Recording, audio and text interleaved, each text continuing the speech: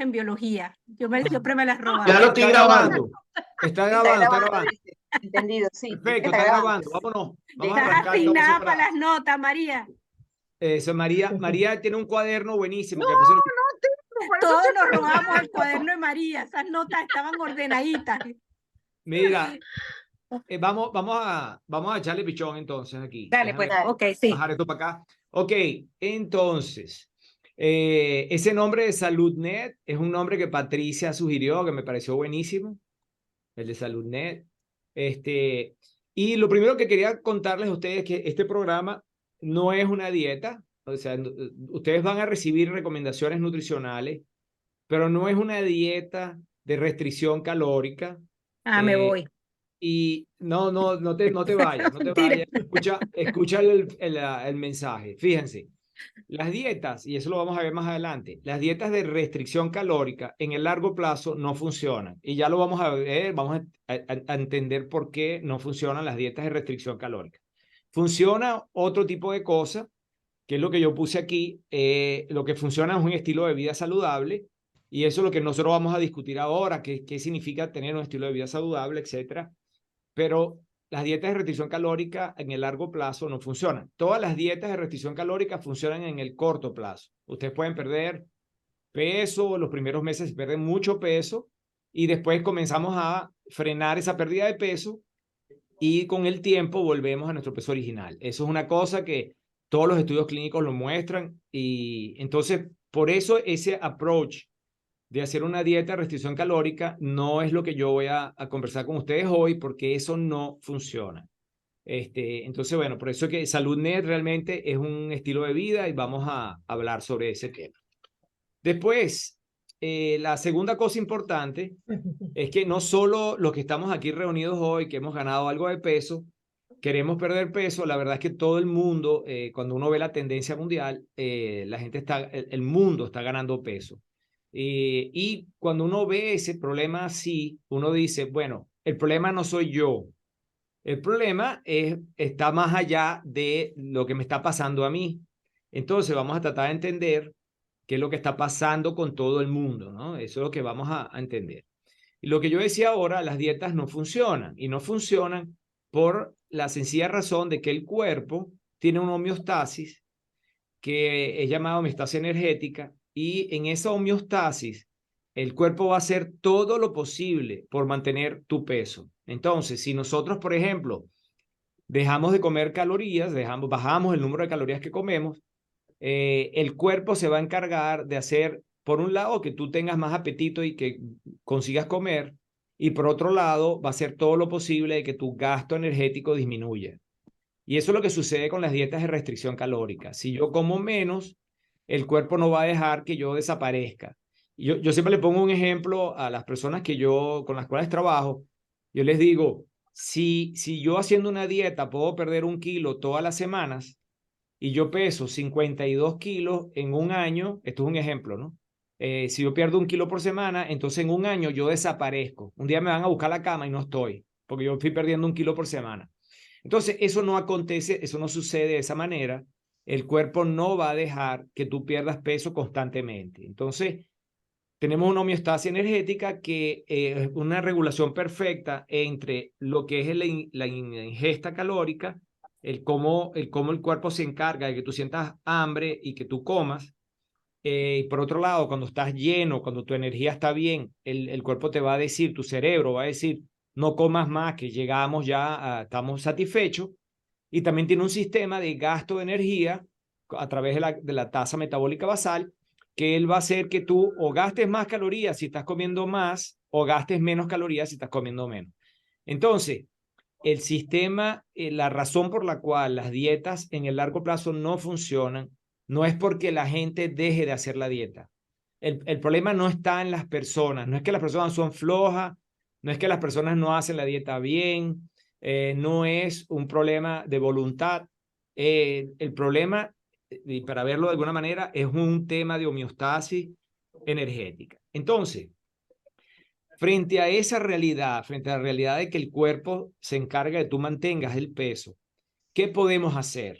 ¿Ok? Entonces, ese es lo valioso de lo que vamos a conversar hoy. No es la dieta maravillosa que me va a hacer perder 8 kilos o tantos kilos, sino cuál es ese estilo, qué es lo que yo puedo hacer para, de alguna manera, lo que yo llamo hackear el metabolismo y conseguir bajar peso y mantener un peso perdido.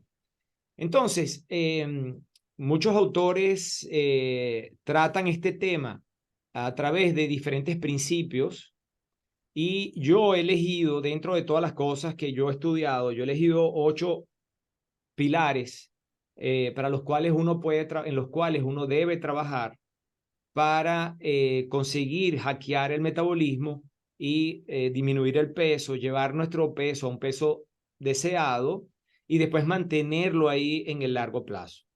Entonces, estos 8 pilares, la única manera o la manera más lógica de encarar estos 8 pilares es encarar uno por uno, es cortar el monstruo en pedacitos y intentar lidar con cada uno de esos pedacitos del monstruo para poder aplicar todas estas cosas.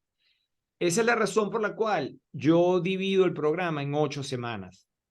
No porque las 8 semanas sean mágicas y con 8 semanas entonces vamos a llegar a nuestro peso ideal, sino porque para trabajar cada uno de estos pilares y tener el tiempo suficiente para poder incorporar esos hábitos, para poder trabajar en ellos y hacer de esos hábitos algo que para mí realmente sea algo lograble en el largo plazo, la mejor manera de encararlo es verlo uno por uno de estos pilares y tratar de ir practicando los pilares para conseguir dominar este tema del hackeo del metabolismo. ¿Me están siguiendo? Esa es un poco la idea de por qué lo dividimos en 8 semanas y las 8 pilares.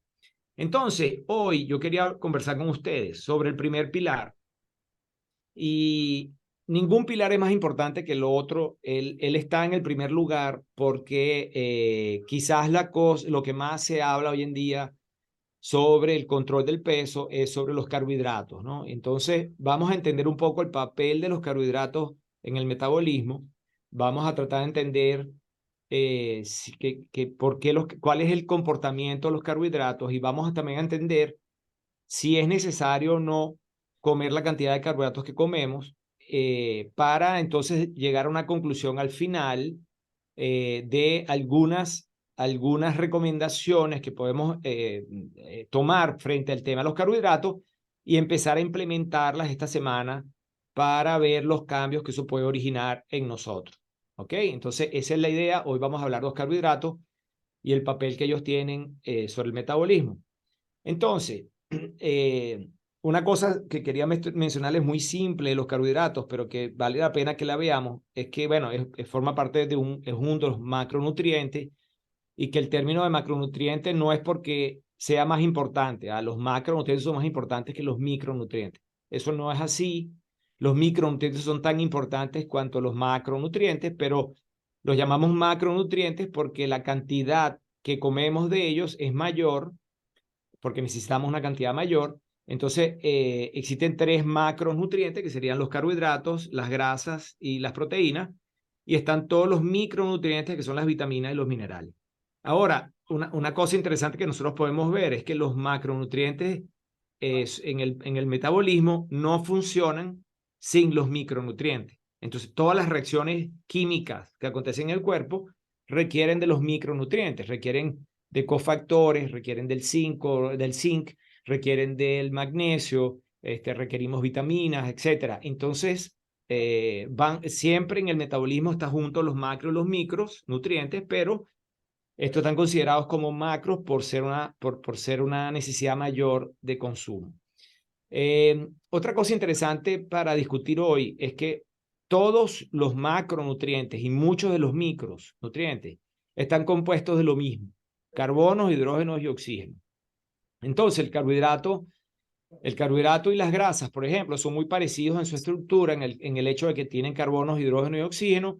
Quizás una diferencia importante entre las grasas y los carbohidratos es que las grasas tienen menos oxígeno que los carbohidratos, menos cantidad de oxígenos en su estructura, y las proteínas, que también tienen carbonos, hidrógeno y oxígeno, tienen además nitrógeno, pero su esqueleto es el mismo, muy parecido en carbonos, hidrógeno y oxígeno.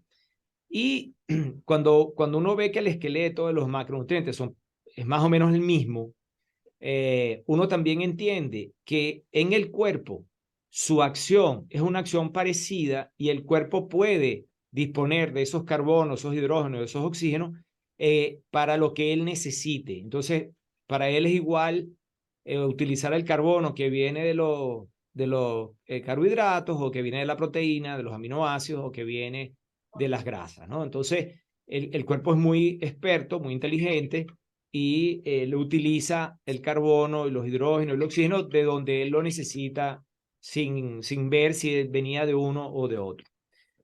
La otra cosa interesante para ver aquí es que los carbohidratos tradicionalmente han sido clasificados como carbohidratos simples y carbohidratos complejos. Los complejos son los llamados polisacáridos, pero el cuerpo no absorbe polisacáridos.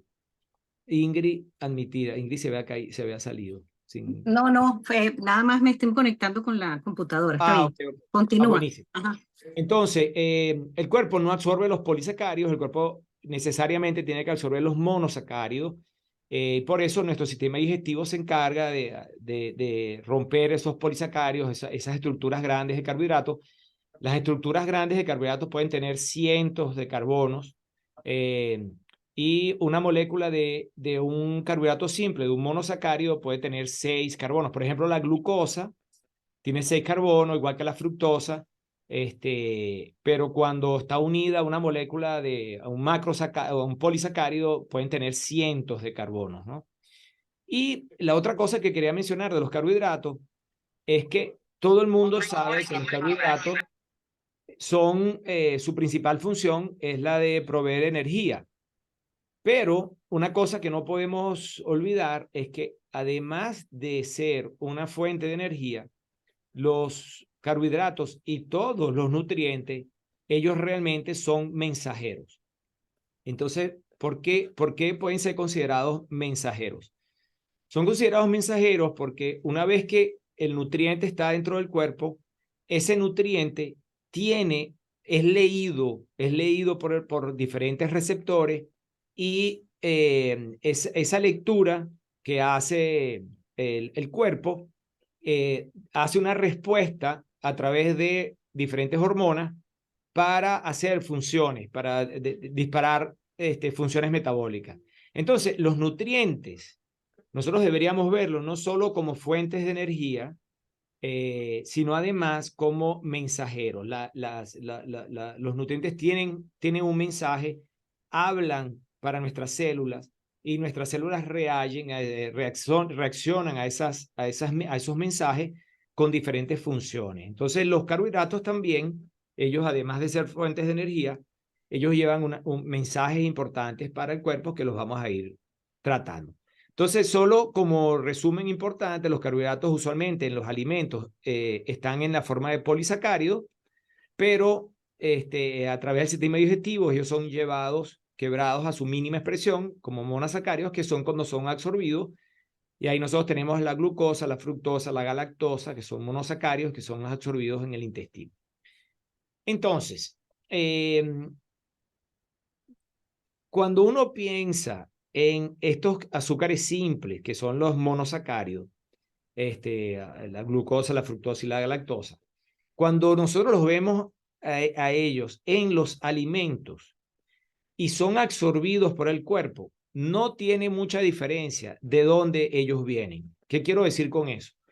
Un refresco, una Coca-Cola que contiene fructosa, cuando es absorbida esa fructosa en el cuerpo, ella va a hacer exactamente el mismo efecto que si tú tomaste esa fructosa de un jugo de naranja. Lo cual quiere decir que, por ejemplo, la fuente del carbohidrato, en este caso puede ser un refresco, puede ser un jugo, al final para el cuerpo no hay mucha diferencia hablando de ese carbohidrato. Él viene del refresco o viene del jugo, para el cuerpo fueron 30 gramos de fructosa, por ejemplo. Y de esa manera, uno entonces entiende también que los azúcares simples, cuando ellos están diluidos, sea en jugos naturales o sea en cosas artificiales como la Coca-Cola, La verdad es que para el cuerpo representa la misma cantidad de azúcar y la respuesta del cuerpo va a ser exactamente la misma. Claro que una Coca-Cola tiene más cosas negativas que un jugo, es claro, o sea, el colorante artificial, el gas carbónico, y otra cantidad de cosas artificiales que tiene el refresco, por supuesto que es mucho más perjudicial que tomarse un jugo de naranja. No estamos discutiendo ese tema, pero sí que la cantidad de azúcar que pueden contener los dos es la misma y el efecto que va a producir en el cuerpo es el mismo. Eso tenemos que siempre considerar. Entonces, fíjense, hoy para poder entender los carbohidratos bien y para poder entender la función, disculpen un segundito, para poder entender lo que los carbohidratos hacen en el cuerpo y nosotros después tomar una estrategia al respecto de ese nutriente. Yo les traje a ustedes esto, me está pidiendo Cecilia Givan admisión. Quiero presentarles a ustedes este caso, que es un caso que todos vimos cuando estudiamos a los animales, que es la invernación. En la invernación, es muy interesante ver que, por ejemplo, el oso, en pocas semanas, cuando se acerca el invierno, el oso duplica su peso. El oso puede pesar 300 kilos y cuando se está acercando el invierno, él puede llevar su peso a 600 kilos en pocas semanas. Y no solo él duplica su peso para poder aguantar el rigor del invierno. No solo eso, sino que además, con ese aumento de peso, en el oso se ven otras cosas que las vamos a ver ahorita, que son importantísimas para su supervivencia. Entonces, fíjense, ¿qué pasa con el oso en la invernación? Él va a estar un montón de meses sin alimento, porque con el frío intenso, los animales igual van a estar en invernación y él no va a conseguir mucho alimento para mantenerse. Él va a estar sin agua, porque el agua va a estar congelada. Él prácticamente va a estar sin actividad ninguna, va a estar metido en una cueva. Él va a estar sin actividad cognitiva porque él no necesita absolutamente para nada su cognición, él está prácticamente dormido. Él no va a precisar hacer regulación térmica porque él va a estar metido en algún lugar resguardado del frío y además tiene una capa de pelo gigantesca que no va a necesitar regulación térmica. Y él no va a necesitar tampoco acción gastrointestinal porque no va a estar comiendo, ni su actividad sexual porque él está en reposo absoluto, él no necesita nada de esas cosas. Entonces, fíjense, estas características de la invernación las podemos ver ahora con algunas consideraciones que suceden con el metabolismo y con el funcionamiento de ciertos órganos. Entonces, vamos a verlos ahí un momentico. Primero, cuando yo digo que el oso aumenta su peso al doble, él realmente se hace obeso. El oso se hace obeso en pocas semanas. ¿Por qué? Porque él necesita tener reservas de grasa, que esa reserva de grasa va a ser usada como energía en esos meses en los cuales él no va a estar comiendo. Entonces, el oso necesita hacerse obeso y para él esa obesidad es buena, le va a salvar la vida. La segunda cosa es que él no solo gana grasa en general en su cuerpo, él también gana grasa en órganos como en el hígado. Él hace hígado graso. Se ha estudiado los osos en invernación y ellos tienen hígado graso. ¿Y por qué? Porque es necesario que se cree esa condición de la esteatosis hepática para que él tenga ciertos procesos que van a favorecer la obesidad. O sea, el hecho de que él tenga hígado graso va a hacer que que él sea resistente a insulina. Y el que sea resistente a insulina tiene la ventaja para él de que entonces los músculos no van a consumir glucosa y la glucosa va a quedar disponible para la acción cerebral. Entonces, el hecho de que él tenga hígado graso para él también es fundamental para él sobrevivir. La otra cosa es que él cambia su composición lipídica y él, por ejemplo, disminuye el HDL, porque el HDL, lo que básicamente haría el HDL sería retirar colesterol de la sangre y triglicéridos Y realmente el oso no quiere que eso acontezca, que suceda, porque él necesita los triglicéridos en sangre para ser llevado a las células y ser usado como energía. Entonces, disminuye el HDL. El oso se hace hipertenso cuando está en hibernación. ¿Por qué? Porque como él no va a estar en movimiento y él necesita que la sangre llegue a todos lados, la tensión arterial aumenta para garantizar que hasta en los tejidos más pequeños él reciba sangre, a pesar de que no se está moviendo.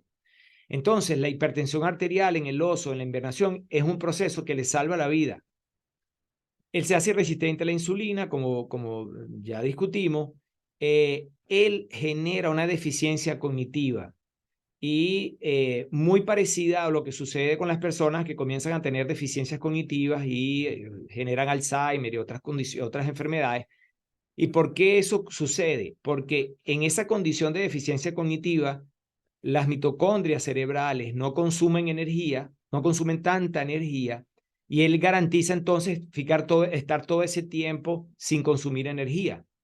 Entonces, para él, la deficiencia cognitiva es una ventaja competitiva y no una desventaja. Él sufre un hipotiroidismo temporal. ¿Por qué? Porque él no necesita controlar temperatura corporal, él no necesita muchas de las funciones controladas por la tiroides. Entonces, él reduce su tasa metabólica basal y él queda en un hipotiroidismo fisiológico temporal en ese momento, que para él es importante para salvar su vida. Y finalmente, él tiene parálisis del sistema gastrointestinal, él no necesita que sus intestinos se estén moviendo, ni su estómago produciendo grelina. Él necesita estar lo más tranquilo posible y su sistema gastrointestinal no tiene que incomodar y su aparato sexual igual no tiene ninguna función en ese tiempo. Entonces, fíjense, todas estas cosas que le suceden al animal que hace invernación, todas son en la naturaleza, todas van sucediendo en el animal para salvarle la vida. Entonces, para él, ser obeso, tener hígado graso, tener disminución, tener una dislipidemia, tener hipertensión arterial, tener resistencia a insulina, deficiencia cognitiva, tener un hipotiroidismo temporal y tener parálisis de su sistema gastrointestinal y sexual, para él es ventajoso. Para él no es una enfermedad. Eso lo entendemos todos, ¿cierto? Entonces, fíjense, ¿cómo hace el oso para conseguir todas estas cosas? ¿Cómo hace el oso para que con la ganar un peso de ser obeso y además generar todos estos problemas? Entonces, vamos a ver, ¿cuál es la estrategia que usa el oso, no? Todos entendemos que para que el oso se haga obeso, tiene que comer más. Él tiene que comer. Entonces, en pocas semanas, él tiene que comer una cantidad de alimento para él hacerse obeso. Pero ustedes saben cuál es el alimento que el oso utiliza para hacerse obeso antes del invierno. No es el pescado, no es salmón, no es carne, es fruta. El oso, antes del invierno, para poderse hacer obeso, come una cantidad enorme de frutas. Son unas berries que él come. Y esas frutas que él come, que las come en cantidades enormes, industriales, son toneladas de fruta, esa fructosa que él come hace que él entonces se haga obeso y que sucedan todas esas cosas que nosotros vimos ahora que le suceden al oso. Entonces vamos a ver por qué, cómo sucede eso en el oso para nosotros entender. Entonces, bueno, cuando él come esa cantidad de frutas, él acumula una cantidad grande de fructosa. Esa fructosa, esto es un hepatocito, una célula del hígado. Cuando la fructosa es metabolizada en el hígado, la fructosa tiene dos caminos metabólicos. Uno, que es el camino más simple, es utilizar la glucosa y producir energía, perdón, la fructosa y producir energía, como sucede igual con la glucosa. Entonces, él hace una fructosa, una lisis de la fructosa para generar energía. Solo que si la cantidad de fructosa es muy alta, entonces existe una segunda vía metabólica. Y no vamos a estar estudiando toda esta vía metabólica, pero fíjense que el producto final de esa vía metabólica es el ácido úrico. Entonces, el oso utiliza la fructosa y en su hígado, en los hepatocitos, él acaba produciendo de la fructosa ácido úrico. Entonces aquí hay dos consideraciones. La primera consideración es que para el oso llevar de fructosa a ácido úrico, él utiliza ATP. Y lo curioso es que en este proceso, la fructosa es el único nutriente en el que no permite que el AMP sea transformado de vuelta en ATP, como sucede con todos los otros nutrientes que consumen ATP. ¿Eso qué quiere decir? Eso quiere decir que en la transformación de fructosa en ácido úrico, esta célula utiliza energía y no permite que esa energía, que esa molécula, que es el AMP, sea reciclada a ATP de nuevo. Y es el único nutriente en el que eso sucede. Eso tiene una importancia vital. ¿Y cuál es la importancia vital para el oso? La importancia vital es que cuando tú disminuyes el ATP, la energía dentro de la célula, va a haber un mensaje que va a llegar al cerebro que dice, estamos con poca energía, necesitamos seguir comiendo. Entonces, la fructosa genera esta producción de ácido úrico, pero además está mandando un mensaje para el cerebro de sigue comiendo porque la energía está bajando y no estamos reponiendo energía. Entonces, el oso come y come y come frutas, aumenta la fructosa, convierte todo eso en ácido úrico, que ya vamos a ver lo que sucede con el ácido úrico, y además le resta energía a la célula y la célula interpreta que necesita comer y se disparan todos los sistemas para él seguir comiendo y comiendo y comiendo porque teóricamente la energía se está acabando. Ahora, el ácido úrico, entonces, que es producido en el hepatocito, ese ácido úrico tiene un montón de mecanismos en diferentes células, en diferentes partes del cuerpo. Y eso que va sucediendo en todas las partes del cuerpo es lo que vimos que le sucede al oso.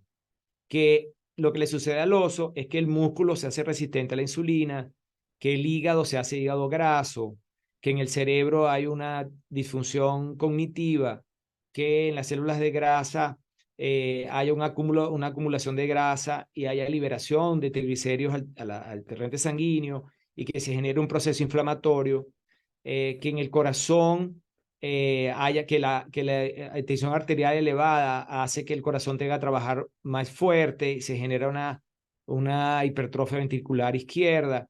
En los riñones también se generan cambios para retener agua, para que el cuerpo no pueda perder el agua y no pueda perder sodio, porque él no está tomando agua, etc. Y entonces, todo lo que nosotros vimos que le sucede al oso, todo es producido por el efecto de la acumulación del ácido úrico, que en diferentes células del cuerpo genera diferentes problemas.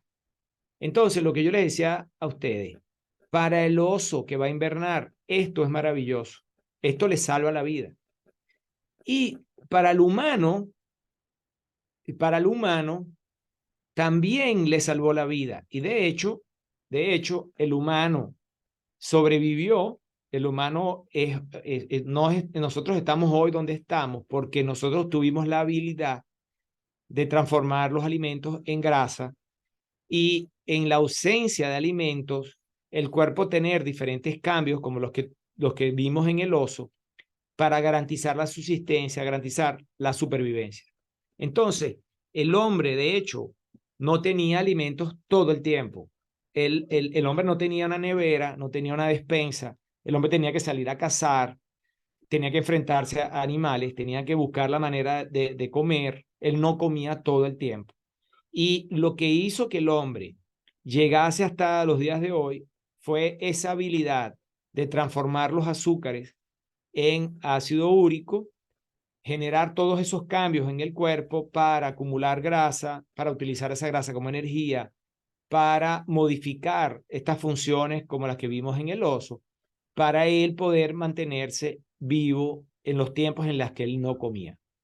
Ahora, ¿cuál es el problema moderno? ¿Cuál es el problema actual? El problema actual es que nosotros sí tenemos comida todo el tiempo. Nosotros no tenemos el estilo de vida que tenía el hombre antiguo. Nosotros tenemos alimentos, comemos 3, 4, 5 veces al día. Nosotros no tenemos que salir a cazar los alimentos están en la nevera, está súper fácil. Nuestro gasto calórico, metabólico, es mínimo para el tema del alimento y nosotros entonces no tenemos cómo usar la energía acumulada en grasa como la usó el hombre antiguo, porque nosotros no tenemos tiempo sin comer. El cuerpo, nos estamos todo el tiempo comiendo y no tenemos esa necesidad que tenía el hombre antiguo.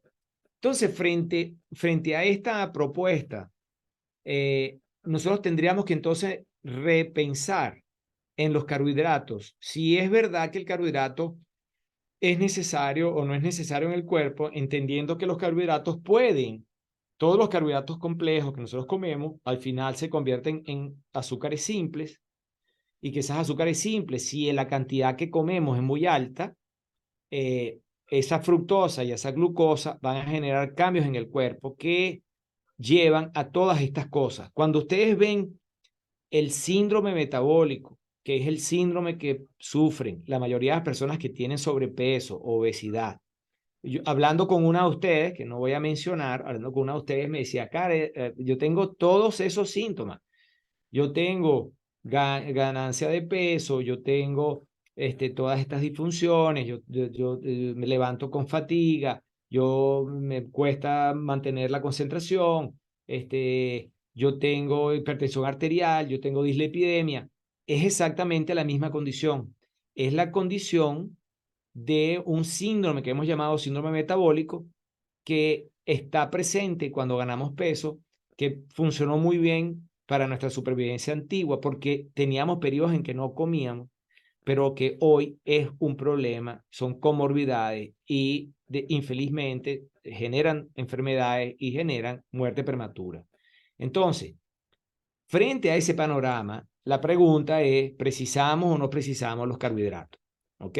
Entonces, el tema de si precisamos o no precisamos los carbohidratos, vamos a atacarlo ya de frente. Primero, si nosotros entendemos que los carbohidratos están principalmente en las fuentes vegetales, porque de ahí viene el carbohidrato, las plantas a través de la luz solar y el CO2 producen carbohidratos, producen glucosa y producen fructosa.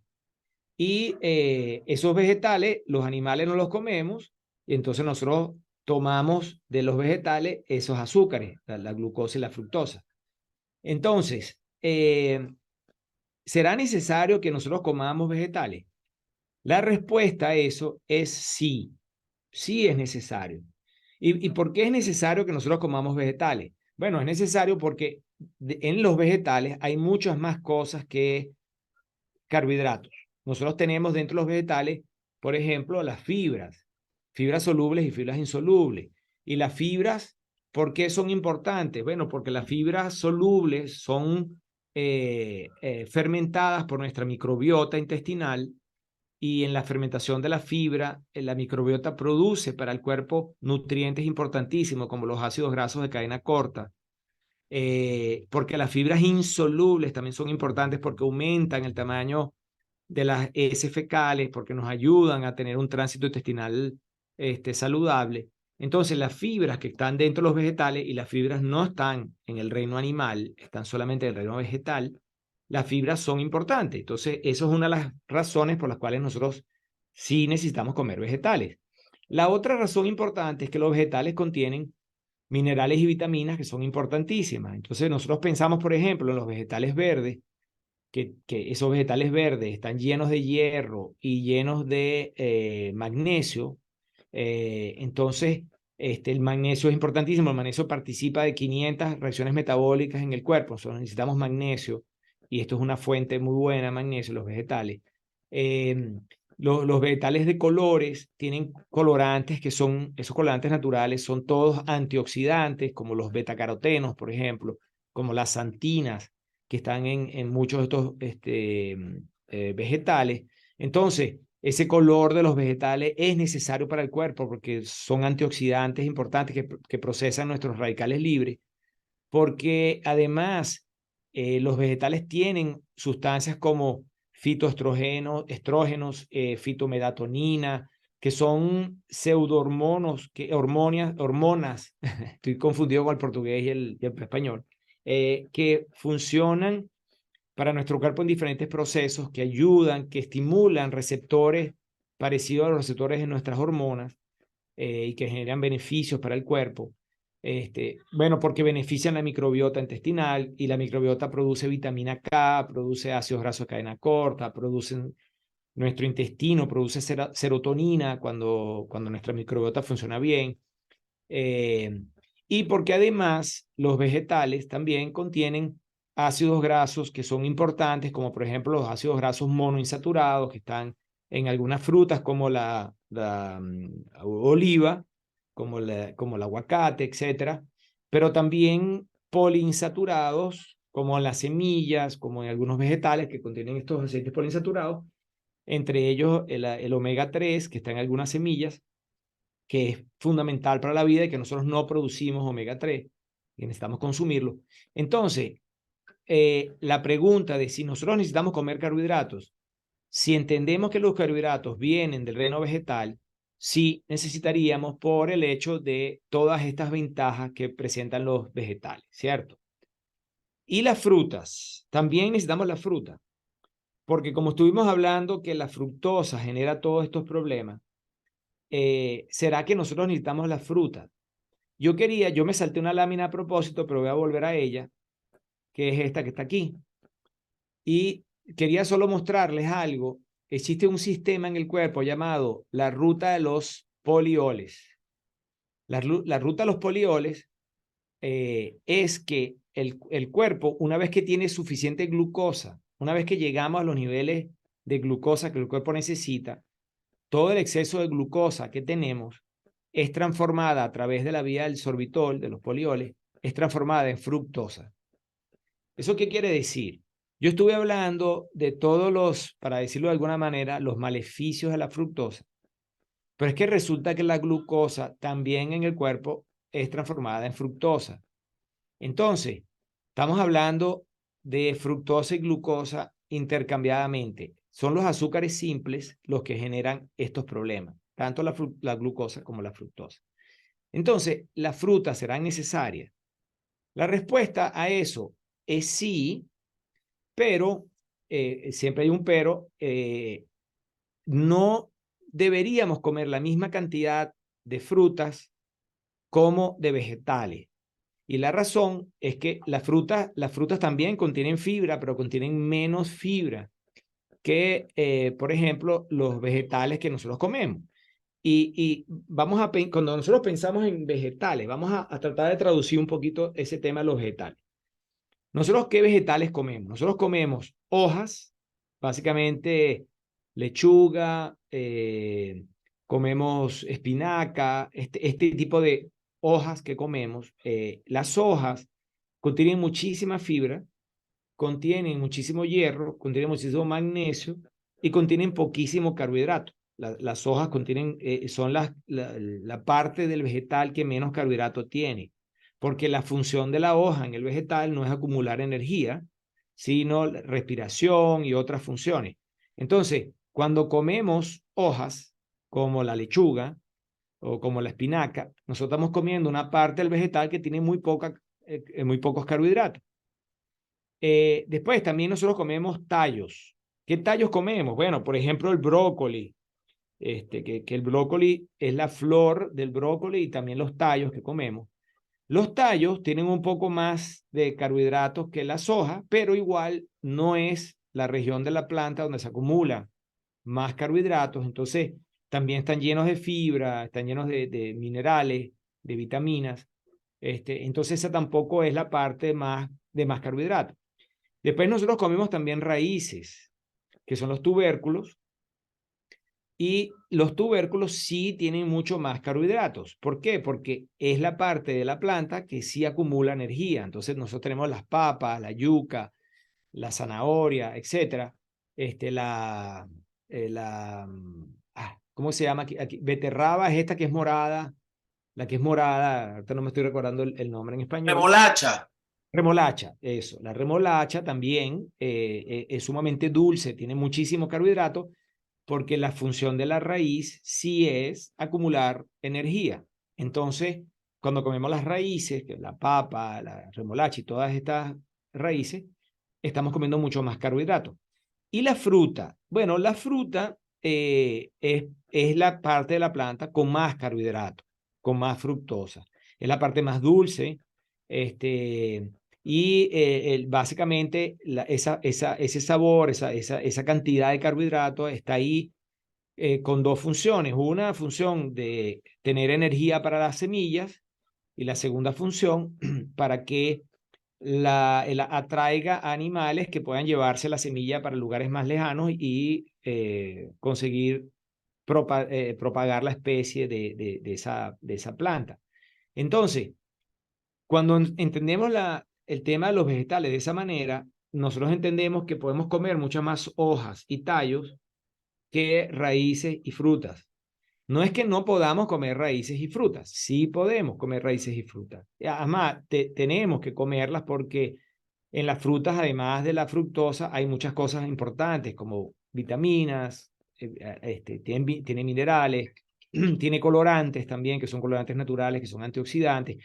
Entonces, la fruta ofrece muchas cosas valiosas para la nutrición. Sin embargo, las frutas están cargadas de glucosa mucho más que otras partes, otros vegetales. Entonces, no deberíamos comer tanta cantidad de frutas como de otros vegetales. Ese es un poco el principio. ¿Y los granos, perdón, Shelly? Sí. ¿Los granos? Ok, los granos. Buenísima la pregunta, pero no los listé ahí. Las semillas. Los granos son semillas. Los granos usualmente están metidos dentro de la vaina. Y nosotros los humanos comemos tanto la vainita, que es muy buena porque está llena de fibra. Ella acumula poca, la vainita en particular, acumula poca carbohidratos. Y las semillas, estas semillas que son no las oleaginosas, sino las semillas que son ya me voy a acordar la clasificación de las caraotas, por ejemplo. Estas semillas sí contienen más carbohidrato, pero está un poco más balanceado el hecho de que tienen carbohidrato, pero también tienen una buena cantidad de proteína, porque en parte las semillas tienen una buena cantidad de proteína interior. Entonces las caraotas y otros granos como los garbanzos y otros granos, las lentejas, las arvejas, etcétera, ellas tienen una buena cantidad de proteína, tienen más carbohidrato que proteína, pero bueno, son una fuente importante de proteína, especialmente para las personas que tienen una alimentación más orientada hacia los vegetales. Entonces es una fuente importante para esas personas, los granos. Sin embargo, los granos también deben ser consumidos con prudencia porque tienen una buena cantidad de carbohidratos, a pesar de que también tienen fibra, ¿no? Los granos también tienen fibra. Y están otro tipo de semillas, que son semillas que tienen un poco menos de carbohidratos, como por ejemplo las semillas de la calabaza, sí, la calabaza, no me acuerdo cómo se llama en español, aquí es abóbora, pero las semillas de la ajonjolí, las semillas de diferentes plantas tienen mucho más proteína, mucho más fibras y vitaminas que carbohidratos. Son un poquito diferentes a las leguminosas. Se me ha olvidado. Primo, semilla de auyama. Auyama. De auyama, eso ahí. Semillas de auyama. Eso es abóbora, en brasilero abóbora. Abóbora. Abóbora. Entonces, las semillas, por ejemplo, de auyama contienen menos carbohidratos que una caraota, que las leguminosas, ¿no? Sin embargo, como yo decía ahora, no es que no vamos a comer las leguminosas. Sí, podemos comerlas, sí. Hasta yo diría, debemos comerlas con prudencia porque tienen diferentes nutrientes que vale la pena usarlos, especialmente para las personas que basan mucho su alimentación en los vegetales. Los azúcares, estábamos en esta página, los azúcares son necesarios. Cuando yo hablo de los azúcares refinados que han sido que son refinados de los carbohidratos vegetales, ¿no? Como por ejemplo el azúcar de mesa y todos estos azúcares que hoy en día se encuentran en el mercado, que son o bien extraídos de hojas o de tallos o de la caña de azúcar, etcétera, que refinados son transformados, llamados de azúcares. Los azúcares son necesarios. Y aquí yo les diría que por primera vez, yo les diría que realmente los azúcares no son necesarios. Y no son necesarios porque el cuerpo puede producirlos. De hecho, el cuerpo los produce. Nosotros producimos glucosa a partir de los carbohidratos complejos. Si nosotros comemos vegetales y comemos fruta, nosotros vamos a tener fructosa. Entonces no tenemos que usar, por ejemplo, la fructosa que venden para ser usada en un jugo o en un refresco, porque ya vamos a tener acceso a ella a través de las frutas y los vegetales. ¿Necesitamos glucosa? No, porque la glucosa igual, una vez que nosotros comamos un carbohidrato complejo, al final vamos a tener glucosa disponible. Y en el cuerpo, de hecho, nosotros podemos producir glucosa a partir de otros nutrientes. Nosotros a partir de ciertos aminoácidos podemos producir glucosa. Nosotros podemos producir glucosa a partir de los ácidos grasos, mejor dicho, de los triglicéridos. Una vez que los triglicéridos son quebrados en ácidos grasos y glicerol, el glicerol puede ser transformado en glucosa. Y nosotros también producimos glucosa a partir del lactato, que es un subproducto de la glucólisis. Cuando nosotros hacemos glucólisis, al final se produce lactato y el lactato puede ser transformado de nuevo en glucosa. Entonces, realmente el cuerpo no necesita consumir azúcares. No son necesarios. Y los azúcares, infelizmente, son los que alteran más nuestro metabolismo. Cuando nosotros vimos el problema que sucede con el oso, que para él no es un problema, pero para nosotros sí, realmente, ¿por qué acontece eso en el oso? Porque él comió fruta, es porque él comió toneladas de fruta. Entonces, el problema nuestro es que nosotros también comemos toneladas de azúcares. Cuando ustedes ven el consumo en los Estados Unidos de azúcares, es una cosa asustadora el azúcar que está en todos los productos. Nosotros conseguimos azúcar en las galletas, en las tortas, todos los dulces en general, en los productos que están en las panaderías, en los refrescos, en todas las bebidas tienen azúcar. Entonces, el real problema está en los azúcares que son usados en alimentos procesados, que están en todos los dulces y productos de panadería y de repostería.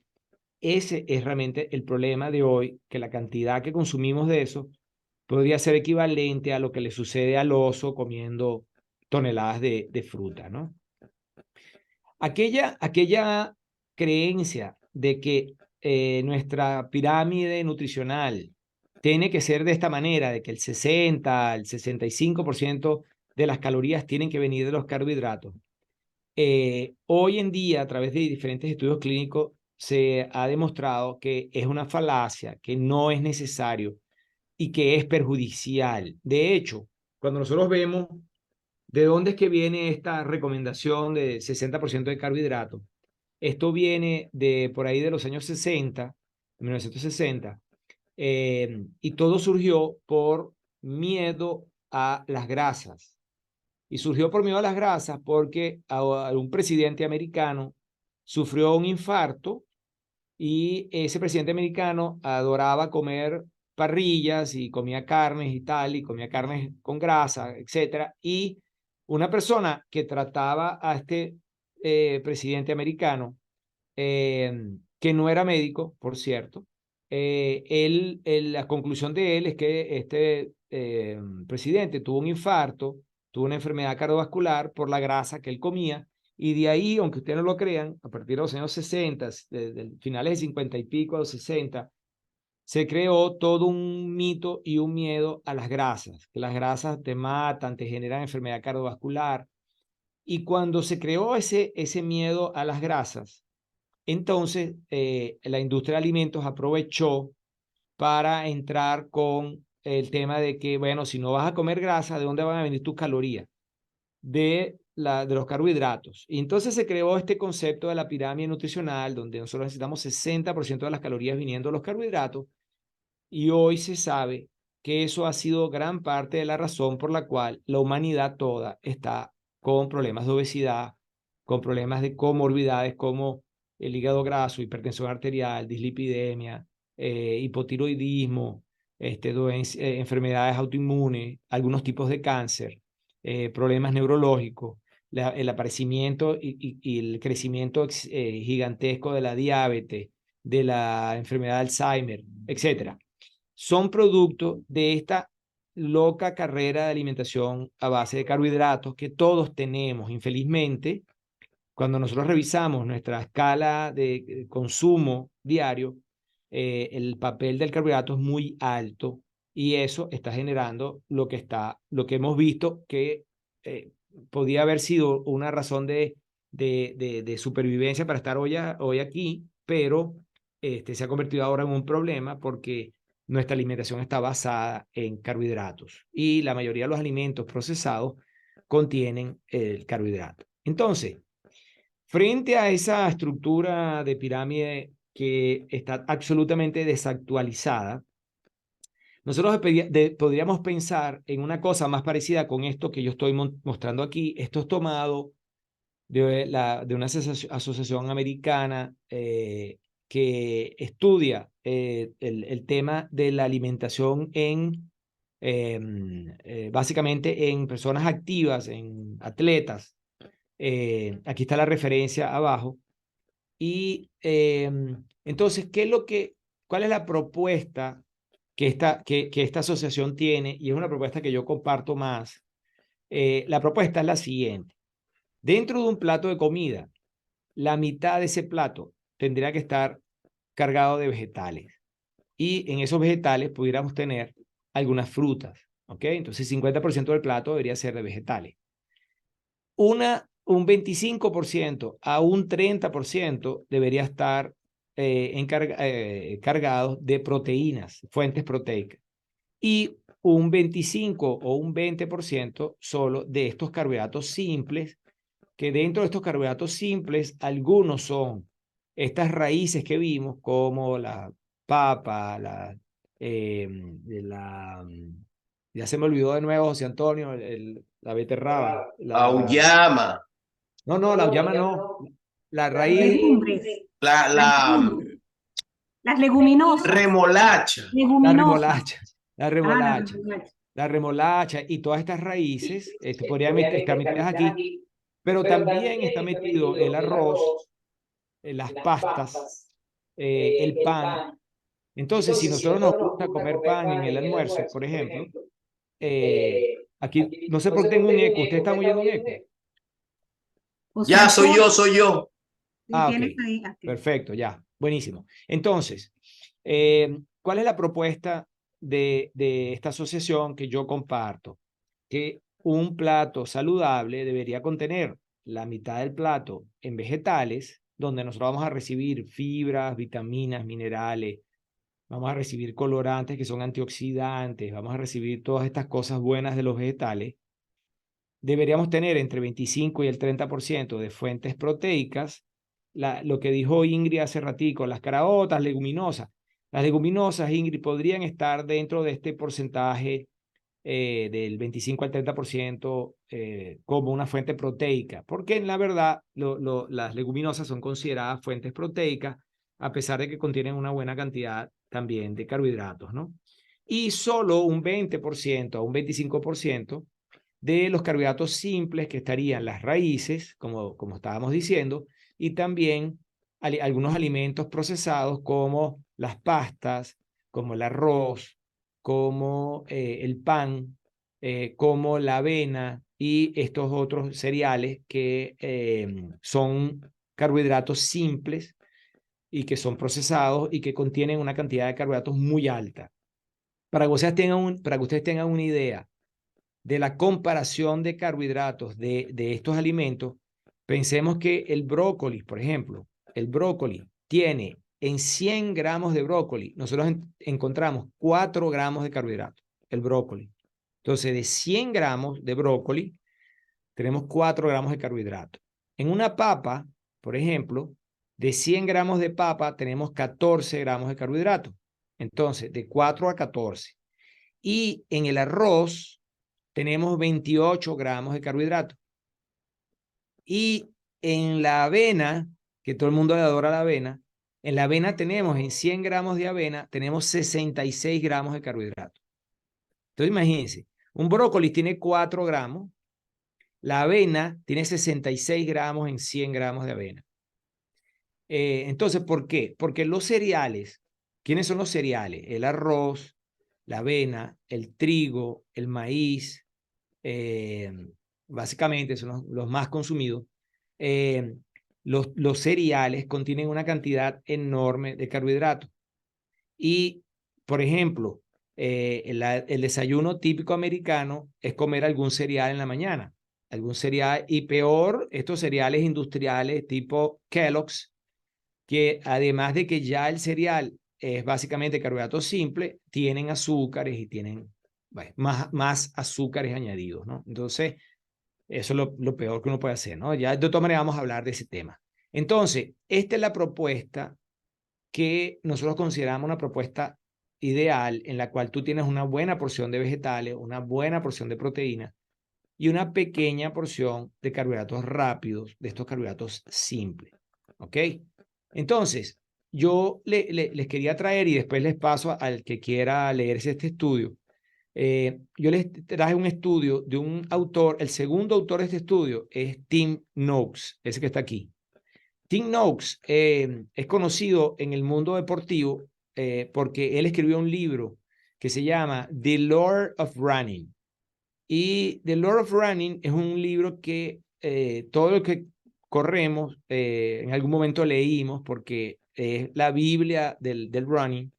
Él se hizo famoso porque él introdujo un término llamado carbo loading.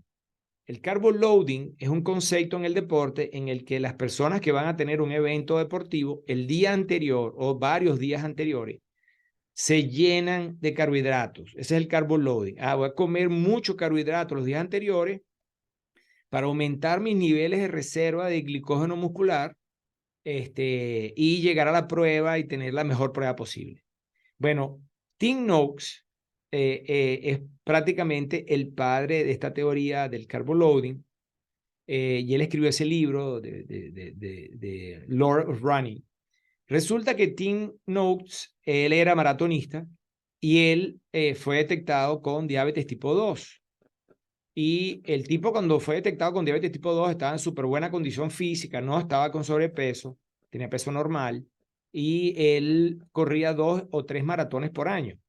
Y el tipo, bueno, le preguntó a su médico, él era médico, pero le preguntó a su médico tratante, oye, ¿cómo es posible que yo haya generado una diabetes tipo 2? Y la conclusión del endocrino que lo trató es que estás comiendo mucho carbohidrato. Entonces, él que escribió aquel concepto, él que redactó aquel concepto del carbo loading, él tuvo que retratarse de ese concepto y él comenzó a hacer estudios clínicos sobre el efecto contrario. ¿Qué sucede con los atletas cuando le das una dieta low carb y high fat? ¿Qué sucede con el performance del atleta? Resulta que los estudios de él hoy son estudios importantísimos y lo que se ha demostrado, y en este estudio se demuestra, lo que se ha demostrado es que los atletas no necesitan tener ese concepto del carbo loading, no necesitan de altas cantidades de carbohidratos para tener un performance adecuado. Porque yo les traje este tema, que es un tema hecho en atletas, y pues no necesariamente nosotros aquí somos atletas. Porque si no funciona ese concepto en el atleta, mucho menos funciona en la persona que no hace ejercicio físico. Comer muchos carbohidratos no es saludable. Y no es saludable por lo que nosotros hemos estado discutiendo toda la noche, que básicamente el carbohidrato es la fuente perfecta para que tú acumules grasa y para que generes todas las disfunciones metabólicas que en teoría te iban a salvar la vida, pero que realmente nos está haciendo personas más enfermas y bueno, con todo lo que está aconteciendo hoy en día de enfermedad cardiovascular, enfermedad metabólica, diabetes y enfermedades neurodegenerativas. Entonces, traje este estudio para eso, ¿no? ¿Cuál sería la conclusión y el primer pilar entonces de esta semana? Fíjense, la conclusión que yo, después de estudiar mucho sobre los carbohidratos, mis conclusiones son las siguientes. Nosotros, el humano, debería consumir carbohidratos complejos, básicamente vegetales y frutas, en una cantidad no mayor de 20 al 25%. Perdón, de carbohidratos rápidos, carbohidratos rápidos. Estamos hablando de algunos vegetales como las raíces, y hablando de algunos alimentos procesados que no son ultra procesados. Entonces, pequeñas cantidades son suficientes. Lo segundo es que los carbohidratos que comemos deberían ser siempre enfocados a carbohidratos complejos, que son básicamente vegetales y frutas.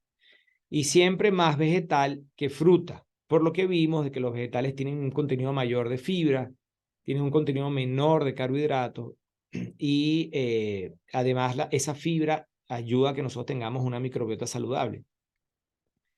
Esto de disminuir los carbohidratos simples, básicamente me refería a las azúcares, tratar en lo posible de eliminar o disminuir al máximo los azúcares añadidos cuando le agregamos azúcar al café, cuando le agregamos azúcar a alguna bebida, o cuando le agregamos azúcar a algún postre, tratar de eliminar esa costumbre.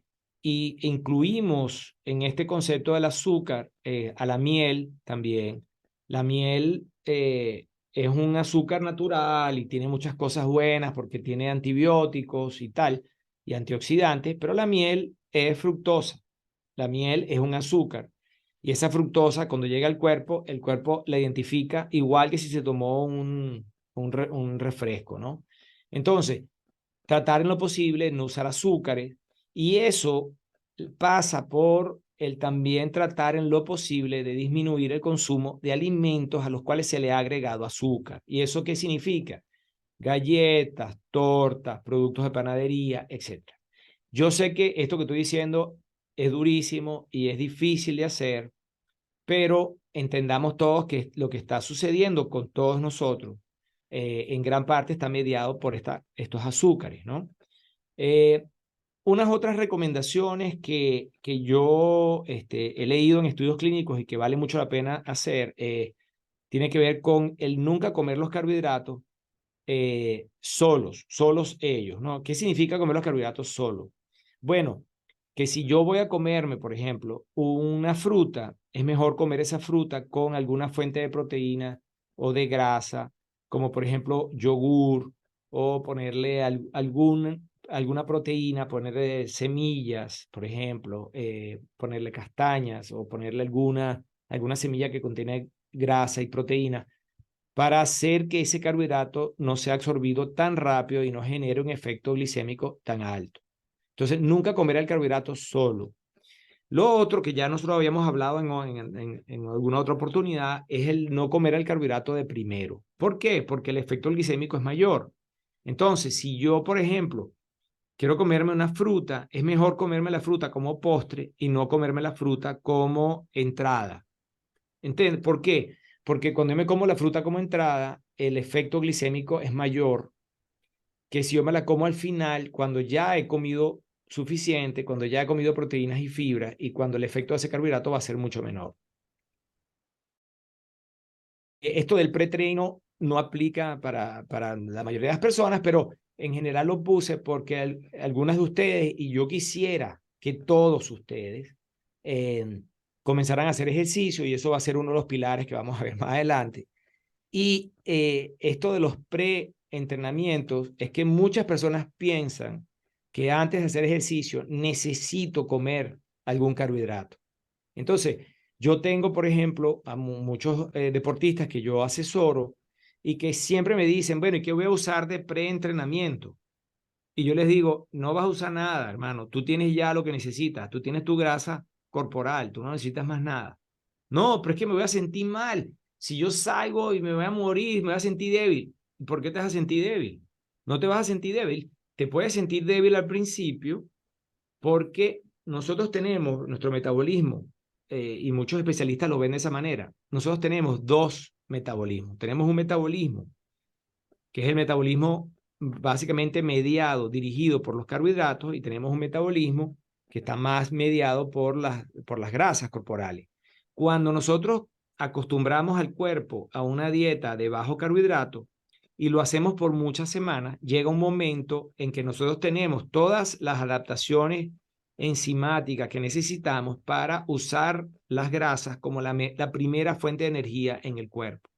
Entonces, nosotros no necesitamos comer un carbohidrato antes de hacer ejercicio. No lo necesitamos. Y los que tienen esa costumbre pueden ir disminuyendo cada vez paulatinamente, de una manera que puede ser lenta, pero deben ir disminuyendo el consumo de carbohidratos antes del entrenamiento. ¿Y por qué? Porque cuando entrenamos es el mejor momento en el que nosotros podemos quemar grasa. Pero si nosotros consumimos carbohidratos antes, infelizmente vamos a segregar insulina, y la insulina es una inhibidora de la lipólisis. Y eso significa que la insulina no va a dejar que tú utilices tu grasa. Entonces, perdemos una ventaja importante del entrenamiento cuando comemos carbohidratos antes del entrenamiento. Entonces, nosotros podemos a los pocos ir acostumbrando el cuerpo a menos carbohidratos hasta llegar el momento de poder entrenar sin comer carbohidratos antes. Para que ustedes tengan una referencia, hoy hay estudios hechos en atletas de alto desempeño que entrenan y compiten en ayuno, y el desempeño es exactamente el mismo que un atleta que come toneladas de carbohidratos. Entonces, no hace falta. Yo sé que nunca es bueno poner los ejemplos personales porque es una cosa totalmente anecdótica, pero en mi caso, yo tengo un año con una dieta baja en carbohidratos, y mis entrenamientos todos, yo entreno todas las mañanas, todos mis entrenamientos son en ayuna, y yo no siento absolutamente ninguna diferencia a la que yo sentía cuando entrenaba comiendo carbohidratos. Y me siento mucho mejor. Yo he perdido masa de grasa. Yo he ganado masa muscular, no la he perdido, porque uno de los grandes miedos que tienen las personas es que si yo entreno con poco carbohidrato, entonces yo me voy a comer mi masa muscular. Lógica a eso es que sería una estupidez del cuerpo. El cuerpo sería muy bruto si cuando comemos guardamos grasa y cuando no comemos quemamos músculo. O sea, eso no hace sentido en la naturaleza, ¿no? Nosotros acumulamos grasa cuando comemos para poder usar la grasa cuando no comemos. Y es lo que pasa con estos animales. ¿Por qué el oso puede sobrevivir? ¿Por qué para él no es un problema todo lo que le hace el carbohidrato? Porque él va a vivir esos meses de su grasa. Y nosotros podemos hacer lo mismo. Nosotros tenemos una reserva de grasa corporal, y la única manera de usar nuestra grasa corporal es disminuir lo que me hace aumentar la grasa corporal, que son los carbohidratos. En la medida que yo disminuyo los carbohidratos, en la medida que yo disminuyo la cantidad de veces que como, en la medida que yo disminuyo el tiempo de comida, entonces yo voy a tener posibilidad de usar mi grasa corporal como fuente de energía. Y para eso es que nosotros hemos creado la grasa corporal, para ser usada en los momentos en que no comemos. ¿Está? Aquí yo te tengo para mostrar, antes de abrir las preguntas, para que ustedes vieran lo que yo les decía del brócoli. El brócoli tiene 4 gramos de carbohidratos, tiene casi la misma cantidad de fibra, tiene 2 gramos de proteína, y la espinaca tiene igual 4 gramos de carbohidratos. Las zanahorias tienen un poco más, tienen casi 8 gramos de carbohidratos, 3 gramos de fibra. Las papas tienen 14 gramos de carbohidratos, con poca fibra. La batata dulce tiene un poco más de carbohidratos que la batata inglesa, que algunas personas piensan que no. Sin embargo, el índice glicémico de esta batata es menor por otras cosas que la contiene. Tiene un poquito más de fibra que la batata blanca. Las caraotas, que aquí la llaman fillón, tiene 14 gramos básicamente de carbohidratos, pero tiene mucha proteína y mucha fibra, y tiene más proteínas que los otros vegetales. Y el arroz tiene 28, que yo les había dicho a ustedes, y la avena tiene 66 gramos de carbohidrato con 9 gramos de fibra, y tiene una buena cantidad de proteínas, 14 gramos de proteínas, pero vean la cantidad de carbohidratos que tiene la avena. Entonces, básicamente, para concluir mi tema y abrir las preguntas si tienen dudas y conversar, ¿por qué comencé con el tema de los carbohidratos para todos ustedes? Porque los carbohidratos tienen este efecto de acumulación de grasa en el cuerpo. Y es el carbohidrato el que se ha identificado hoy en día como la principal causa de las enfermedades cardiovasculares, de las enfermedades metabólicas, de la obesidad, de las enfermedades neurodegenerativas, de muchos tipos de cáncer, de enfermedades intestinales, de enfermedades autoinmunes. Entonces, si nosotros conseguimos controlar los carbohidratos, nosotros ya vamos a tener una gran ventaja para mantener nuestro peso en el largo plazo. Y controlar los carbohidratos es enfocarse más en los carbohidratos que son complejos, como los vegetales, tratar de disminuir al mínimo los carbohidratos simples, las azúcares, las bebidas dulces, y intentar en lo posible también de, si voy a comer algún carbohidrato, no comerlo solo, no comerlo de primero, tratar de usar otros nutrientes antes para disminuir el efecto glicémico. Básicamente sería ese tema de cómo controlar el carbohidrato, y esto es uno de los pilares importantes para nosotros controlar nuestro peso al final de estas 8 semanas, pero este era el primer tema importante que teníamos que atacar de entrada. Entonces ahí les dejo las preguntas, qué quieren preguntar, qué dudas les surge. María Gisela, ¿alguna duda?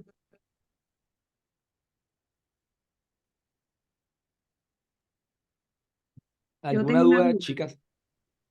Bueno, Ingrid, habla que tú empezaste.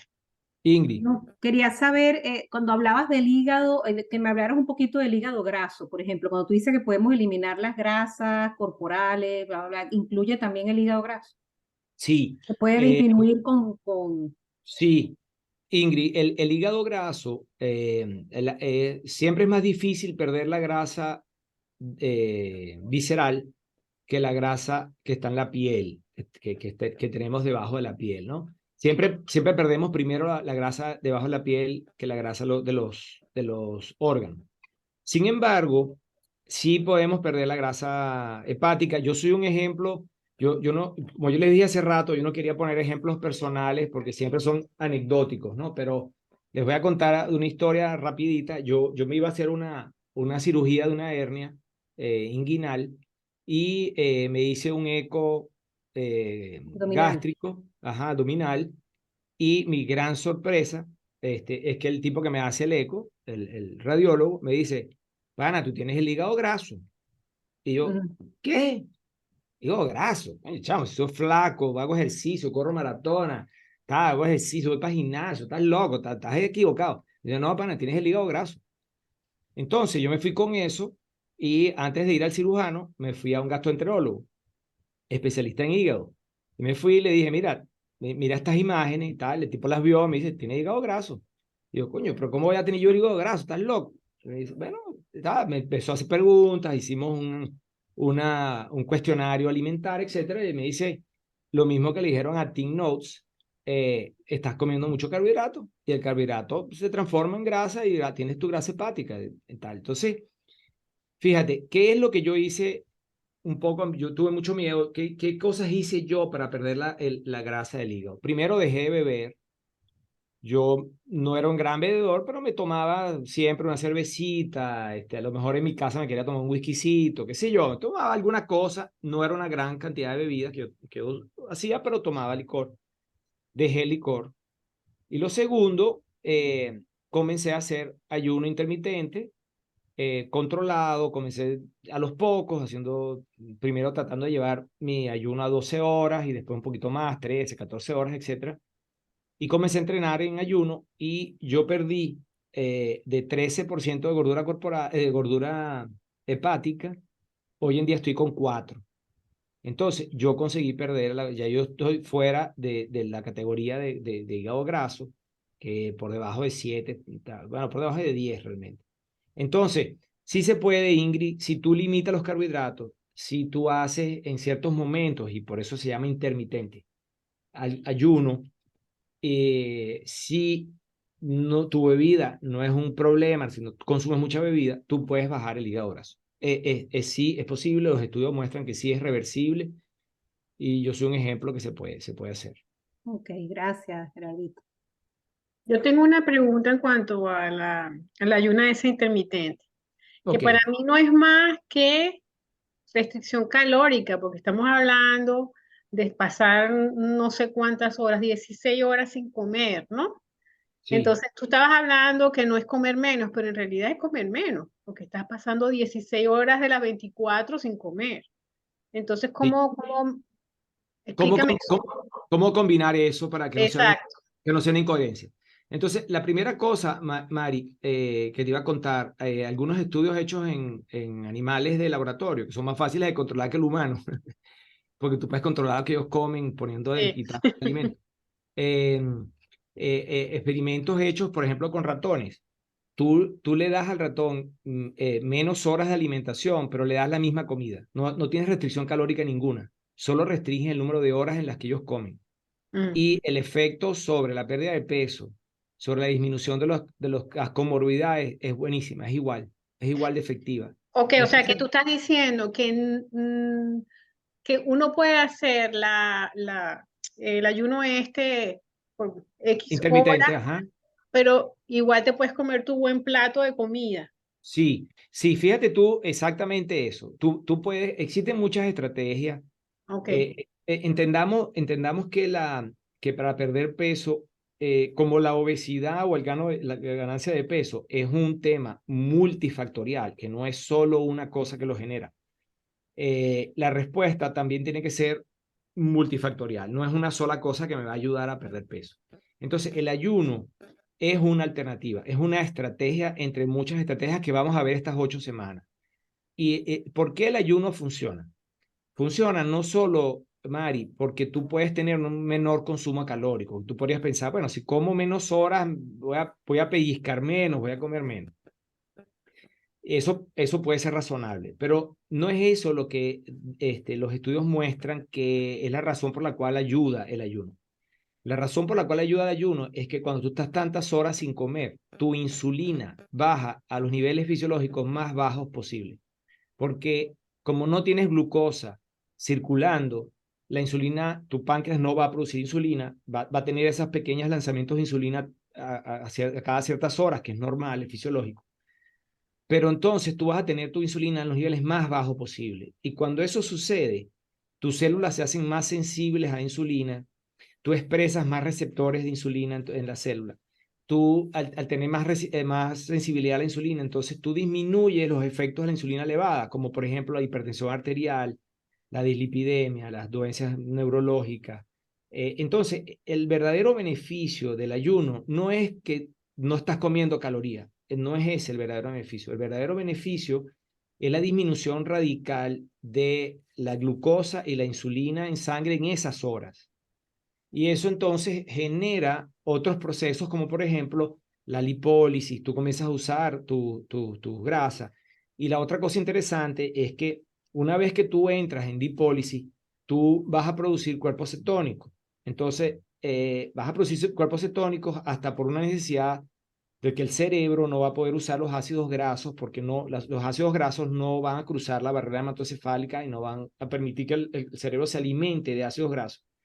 Entonces, el hígado transforma los ácidos grasos en cuerpos cetónicos, que son moléculas solubles, que sí cruzan la barrera hematoencefálica y que sí alimentan al cerebro. Y lo que se sabe hoy, Mari, es que los cuerpos cetónicos regeneran células cerebrales. Si el cerebro puede elegir entre glucosa y cuerpos cetónicos, eso lo han medido dejando las dos fuentes de energía juntas en cultivos cerebrales. El cerebro, 70% de la energía que va a usar el cerebro es de los cuerpos cetónicos y 30% de la glucosa. Entonces, eso lo que quiere decir es que el cerebro prefiere usar cuerpos cetónicos y de hecho, la humanidad evolucionó a través de la utilización de los cuerpos cetónicos, porque el hombre te pasaba muchas horas y quizás muchos días sin comer. Era eso lo que alimentaba al hombre, la gordura, la grasa que él generaba y los cuerpos cetónicos producidos por su hígado que hacían que el hombre, incluso ese pensamiento de que yo voy a ser más débil cuando no como, estoy en ayuno, estoy en ayuno, voy a ser débil, no voy a poder pensar, no me voy a poder concentrar. Es exactamente lo contrario. ¿Por qué? Hasta pensémoslo de esta manera. El hombre, cuando no comía, necesitaba ser más experto, más hábil, luchar mejor, tener estrategias mejores para poder comer. Él no podía ser un tipo débil, es que no voy a salir a matar a un animal porque estoy sin comer. Todo lo contrario. Y eso se ve, eso se sabe. Tú cuando uno disminuye los carbohidratos y comienzas fisiológicamente a utilizar tus grasas, te sientes mejor, te sientes más claro. Es esa cosa que sucede mucho con la obesidad, con el gasto de peso, que es lo que los americanos llaman de brain fog. Básicamente el brain fog es producido por los carbohidratos. Cuando tú dejas de comer carbohidratos, cuando comienzas a comer menos carbohidratos, empiezas a pensar mejor, te concentras más, rindes más en tu actividad, te genera menos estrés, te sientes mejor en general. Y eso lo experimenta todo el mundo que comienza a comer menos carbohidratos. Y una estrategia que no mencioné, que es muy interesante, tiene que ver con los carbohidratos en la mañana, en el desayuno. La mayoría de nuestros desayunos son desayunos cargados en carbohidratos, porque o comemos un cereal con leche, o comemos algún pan, un sándwich, Una arepa. una arepa, o comemos plátano, qué sé yo, un patacón pisado. ¿Qué es lo que sucede con los carbohidratos? Cuando comemos en la mañana los carbohidratos, entonces, durante todo el día, y eso se ha medido, la insulina va a tener muchas más variaciones negativas, o sea, más picos de insulina durante todo el día cuando nuestro desayuno incluía carbohidratos. Y lo que se ha hecho es ver qué sucede cuando el desayuno, en vez de ser un desayuno dulce de carbohidratos, es un desayuno proteico con grasas, por ejemplo, comer huevos, comer semillas, comer yogur, comer fuentes más proteicas, tú vas a tener quesos, por ejemplo, tú vas a tener una respuesta insulínica mucho menor durante todo el día, vas a tener menos cravings durante el día. Los cravings son generados por los carbohidratos. Y fíjense qué interesante, yo les mencioné a ustedes que cuando lo oso inverna, una de las cosas que sucede es que él siente que su energía, o sea, las células, pierden ATP y envían una señal de que sigue comiendo. Esa señal de sigue comiendo, además pasa por otro proceso, que es que inhibe la acción de la leptina. Entonces, la fructosa, por ejemplo, y la glucosa en grandes cantidades inhiben la leptina. Y la leptina es la hormona de la saciedad. Y tú no sientes saciedad y vas a tener, de hecho, apetito más rápido cuando tienes un desayuno o cuando comes cargado en carbohidratos.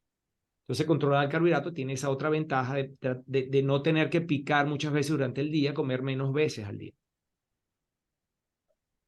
¿Alguna otra duda?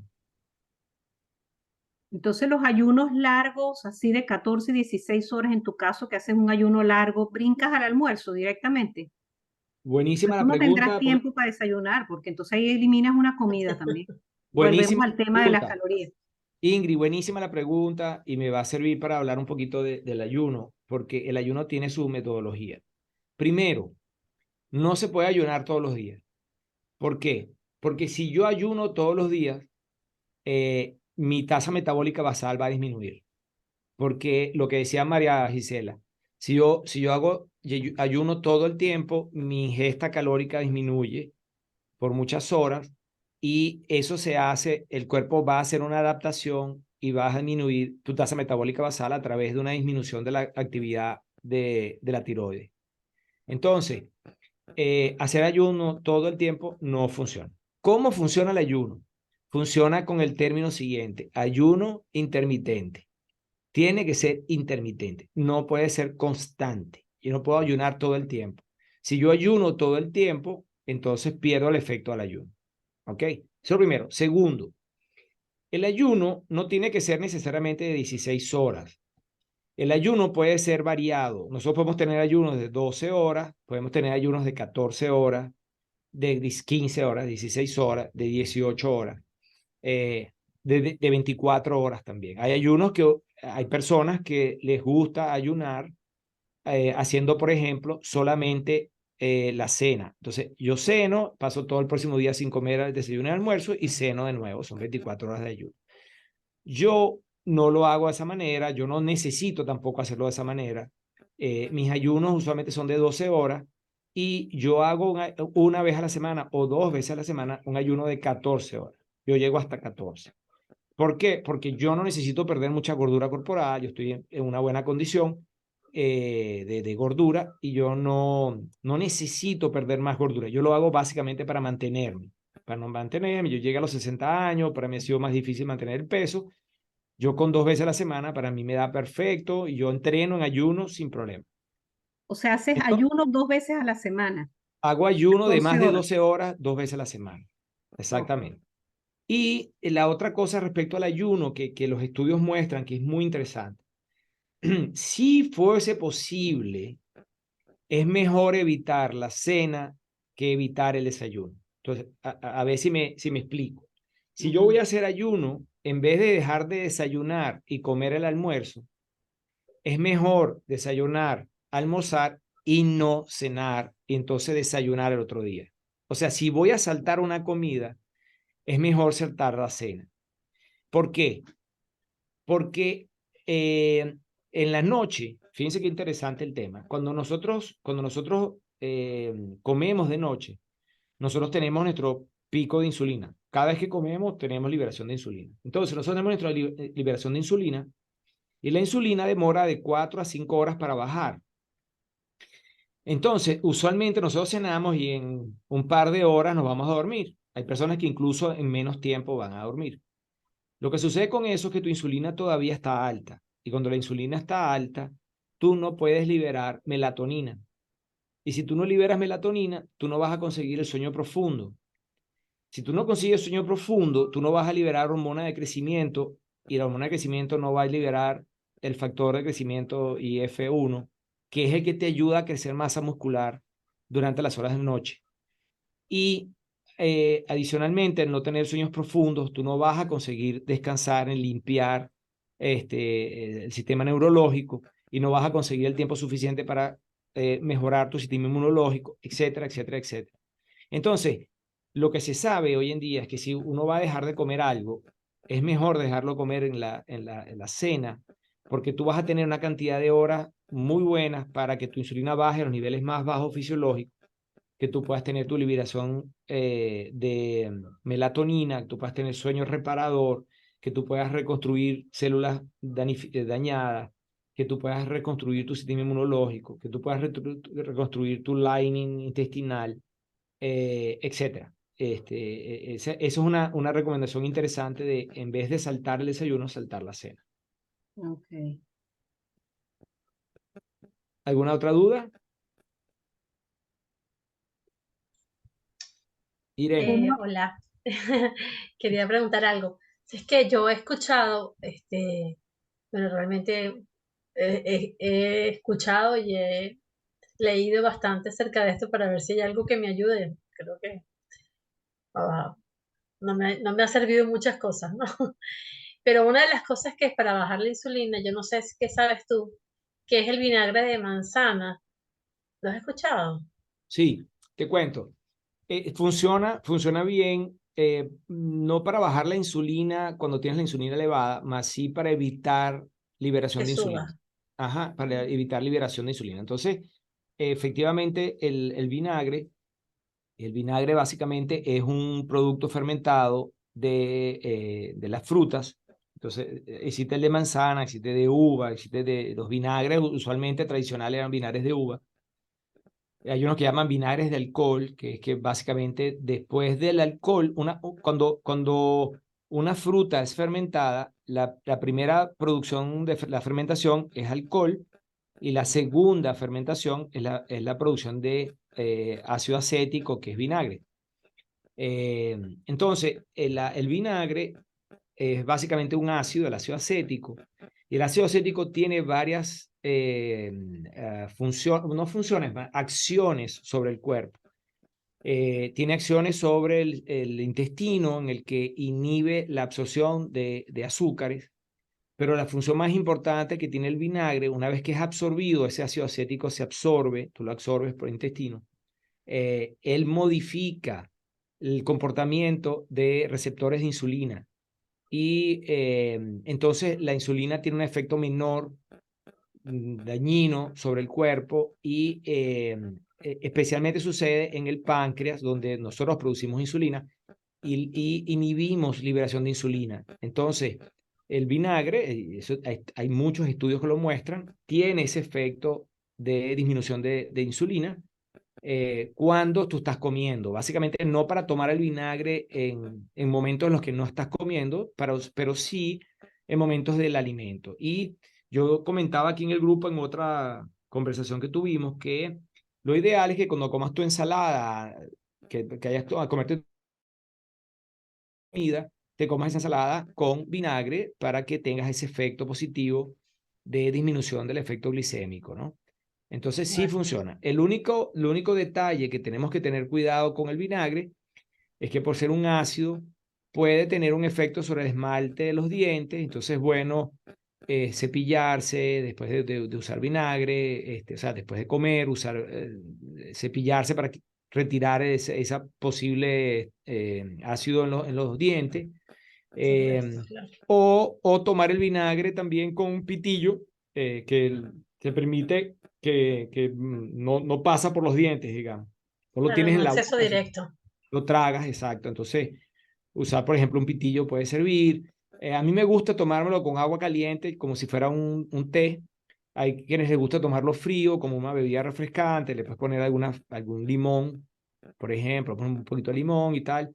Hay quienes le ponen otras cosas, le ponen cúrcuma, le ponen canela, qué sé yo. Pero el vinagre funciona, es una cosa que el ácido acético funciona para disminuir el efecto glicémico. Nunca lo he probado. Todo, Mira, he no escuchado es, mucho y no he hecho nunca nada, así que fíjate, te cuento, no es una cosa muy agradable, el vinagre es ácido, ¿no? Entonces, el vinagre de manzana es un poquito más agradable porque tiene un saborcito mejor.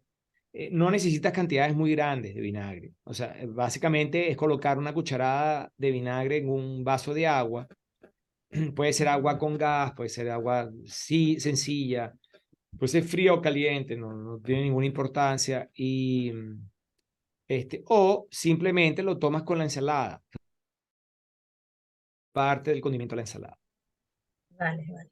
Buenísimo. Gerardo, y el agua tibia con limón en ayunas, eso es algo que un doctor aquí muy famoso en el área de Miami, que trata cuestiones de gordura, él comienza con esa, o sea, que comiences el día tomándote medio vaso tibio con agua con limón. Él es un endocrinólogo, de hecho. Sí, mira, las temperaturas en el agua hacen que tú efectivamente tienes que controlar tu temperatura corporal cuando tú ingieres alguna cosa muy fría o muy caliente, porque esto puede modificarte la temperatura del estómago, las vías digestivas, etc. Entonces tú tienes un gasto calórico al usar agua caliente o fría, ¿no? Eh, Sin embargo, no es una cosa significativa el hecho de que el agua sea tibia, no vamos a mudar el tema del gasto calórico y en mucha cantidad. Y el limón, bueno, el limón tiene muchos beneficios. Este, Sin embargo, ninguna de estas medidas, ni la del vinagre, ni la del limón, usadas solas, tienen un efecto realmente importante sobre el peso. Ninguna de esas medidas. Como nosotros decíamos, por eso yo me gusta hablar de este programa como un programa de largo plazo. Y yo lo discuto en 8 pilares, porque ya ustedes van a ir viendo lo que vamos a ir discutiendo las próximas semanas. Lo hago de esta manera porque yo sé que es un impacto. Fíjense todo lo que ha surgido solo el tema de los carbohidratos. Entonces, intentar entender, coño, ¿y cómo yo voy a disminuir la vaina? ¿Cómo yo voy a dejar de tomar azúcar con mi café? Coño, ¿y qué voy a hacer con las galletas que me encantan? ¿Y qué voy a hacer con el chocolate? ¿Y cómo voy a tomar un vinagre? Ese nace horrible. Y entonces, ¿qué pasa? La primera Y viene semana Navidad, primo, y viene viene Navidad, Navidad, viene Navidad, bro. y Acción de gracias está más el cerca. Y acción, pavo y la tiene acción de vaina. gracia. El No, pavo, el no. pavo no tiene ningún problema. El pavo es maravilloso. Ya, de hecho, nosotros vamos a ver, bueno, la próxima semana vamos a hablar de las grasas, que es un tema interesantísimo, que todo el mundo demonizó las grasas, ¿ves? La grasa genera enfermedad cardiovascular y nada que ver. Hoy en día ha cambiado tanto la historia por la ciencia que, bueno, se van a quedar locos con eso. Pero la tercera semana vamos a hablar de las proteínas, que también es interesantísimo. Nosotros estamos comiendo poquísima proteína para la que tendríamos que comer. Y Gerardo, eso, una pregunta, perdón, sigue, sí, perdón. sí, Mari, dime. No, que yo quiero que también nos expliques un poco la dinámica de todo esto, de los 8 Ok, pilares, las 8 semanas, y cómo si nos animamos, cómo nos vas a asesorar a cada uno, ok, etcétera. chévere. Fíjense, nosotros, la idea, Mari, de ser 8 semanas, es que es inviable hablar del tema de adelgazamiento en un día. Es inviable. La única manera es que hiciéramos una convención, estuviéramos 8 horas juntos o 10 horas juntos y yo pudiera compensar, pudiera reunir toda la información y decirle a usted, gente, vamos a hacer esto y esto, vamos a bajar de peso. Y eso no es viable. Eso es el primer punto. Segundo punto, Mari, no hay manera de cambiar todo de un solo momento. No es posible. O sea, todas las dietas y todos los procesos de pérdida de peso fracasan porque hay que hacer tantas cosas diferentes de las que hacemos hoy, que si no lo hacemos con ayuda y si no lo hacemos con tiempo, si no practicamos la cuestión, no lo conseguimos. Entonces, ¿por qué yo lo hago en 8 semanas? Porque mi papel, y así lo hago yo aquí en Brasil, mi papel es de ser un coach para ustedes. Yo quiero ayudarlos a que ustedes entiendan qué es lo que nos pasa en el cuerpo, por qué ganamos peso y por qué es tan difícil perder peso. Y la única manera de hacer eso es a través de este coaching en el que yo les voy a explicar en cada semana qué es lo que vamos a hacer cada semana, cómo funciona el programa. El programa funciona, arranca la semana con una videoconferencia. En esa videoconferencia, como la que hicimos hoy, vamos a ver temas teóricos. Ese tema teórico es un pilar. Entonces, hoy queríamos entender por qué es que el carbohidrato es tan hijo de su, que nos hace ganar peso y que es tan difícil quitárselo, ¿no? Entonces, empieza la semana con un video informativo. Y a partir de los próximos días, yo voy a empezar a través del grupo que creé a ponerles a ustedes diferentes cosas, desafíos que ustedes van a tener que empezar a hacer. Entonces, por ejemplo, mañana, y se los adelanto, mañana nosotros vamos a hacer la prueba, todos los que estamos aquí en el grupo, vamos a intentar mañana no usar azúcar. Y no usar azúcar, no solo en el café, sí que todavía algunos de ustedes le echan azúcar al café, sino vamos a intentar en lo posible de no comer alimentos que tienen azúcar añadido. Mañana. Entonces, por ejemplo, mañana vamos a tratar de no comer galletas, vamos a tratar de comer una torta, vamos a tratar en lo posible de no tomar un refresco, de no tomar un jugo. Yo les voy a poner una listica de cosas que vamos a hacer el esfuerzo mañana de no hacer. Entonces, durante la semana, Mari, después de tener una información, vamos a hacer cosas dirigidas para intentar poner en práctica lo que vamos aprendiendo sobre cada una de estas cosas. Okay. ¿Y qué vamos a hacer? No nos vamos a volver locos en empezar a pesarnos durante todas las semanas para decir ya perdí peso. Vamos a hacer eso a las primeras 4 semanas y al final. Ya ustedes se pesaron inicialmente, en 4 semanas nos vamos a volver a pesar y al final nos vamos a volver a pesar. ¿Por qué? Porque la variación de peso de un día para otro puede ser simplemente deshidratación. De hecho, es imposible perder peso de un día para otro. No se da.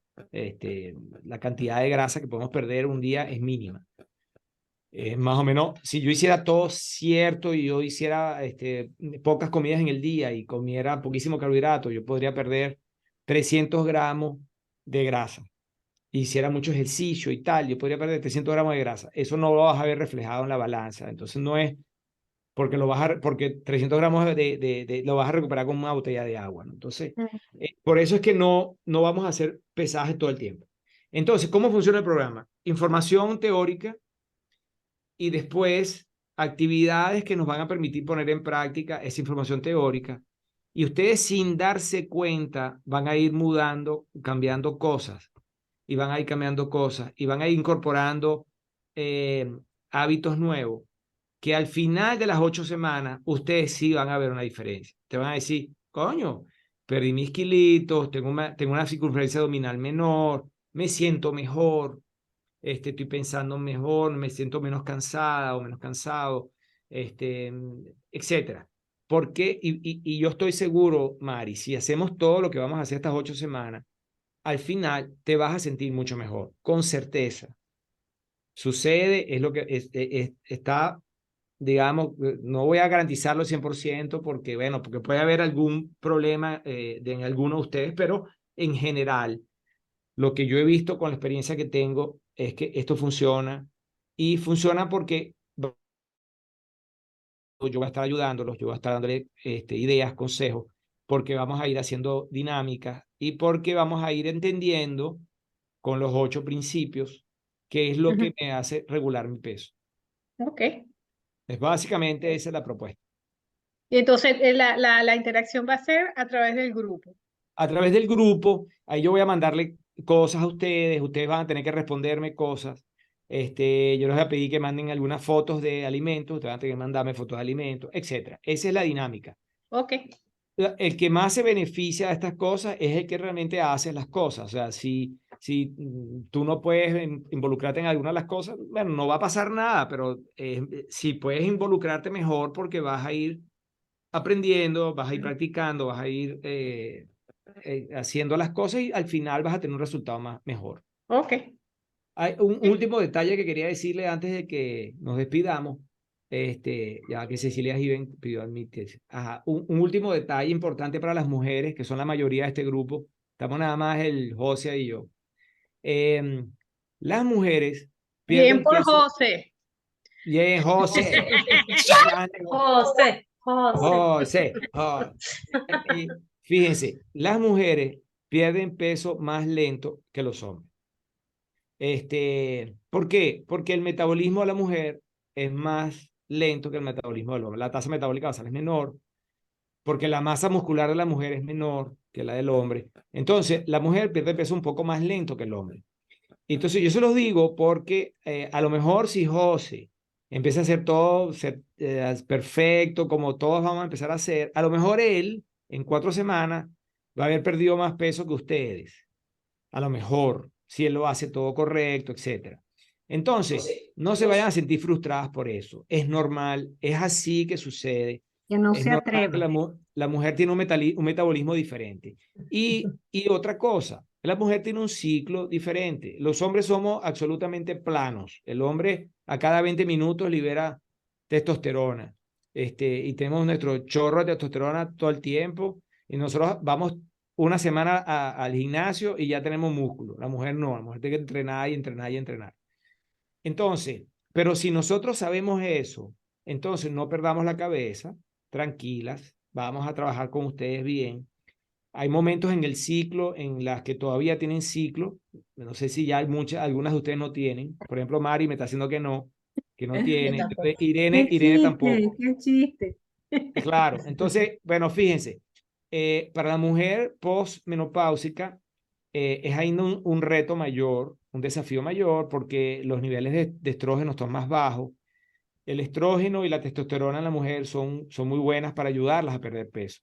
Pero, sin embargo, funciona. Si hacemos las cosas ciertas, si hacemos la dieta cierta, dieta en el sentido de los alimentos que vamos a ir sugiriendo, si hacemos los ejercicios que voy a ir sugiriendo, al final ustedes van a ver resultados también y no tenemos que compararnos con algún hombre que esté en el grupo. Es eso así. La mujer es la mujer, el hombre es el hombre. Tenemos dinámicas distintas, tenemos hormonas distintas, resultados distintos. Pero así como el hombre también pierde peso más rápido, también lo recupera más rápido. Así que, José, si pierdes peso, tienes que cuidar que no vas a ganarlo de nuevo. Una Ok, sílfide por aquí, una sílfide. así, fíjate. Bueno, muchachones, me encantó estar con ustedes. Tuvimos un buen rato conversando. Gracias, Gerardo, un millón. Aparte, Mira, voy a Gracias. pausar la grabación. sí, ya puedes pararla, puedes pararla. Gerardo, Gerardo.